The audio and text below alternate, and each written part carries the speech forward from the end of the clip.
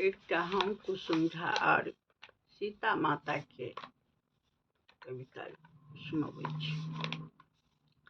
सीता के सासुर में घर बनबैत देख बहिन सब खुशी सँ गीत गेली।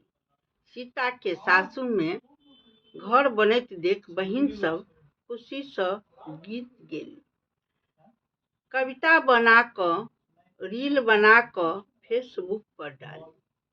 कविता बना क रील बना क फेसबुक पर डाली। सीता के सासुर में घर बनैत देख सब सखी सब झूमऽ लगली। मिथिला सँ भार गेल, मिथिला सँ भार गेल, जीजाजी राम हमर थिक, जीजाजी राम हमर थिक। हुनक कपड़ा गहना भार पठाओल गेल, हुनक कपड़ा गहना भार पठाओल गेल।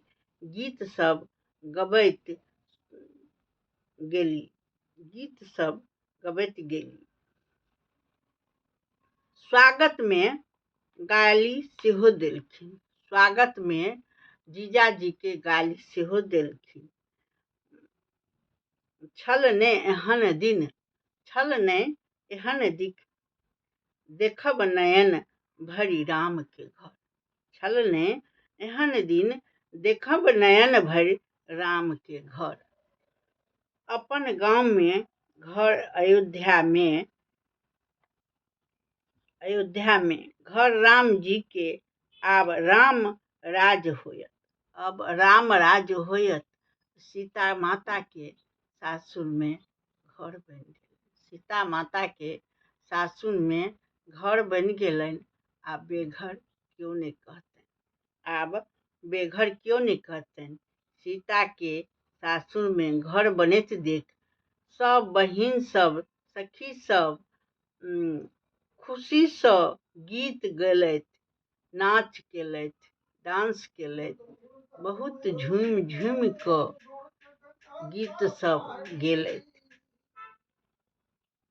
सीता के सासुर में घर बनैत देख, सीता के सासुर में घर बनैत देख राम के सासुर के लोग सब खूब नाचलक, सासुर के लोग सब खूब नाचलक।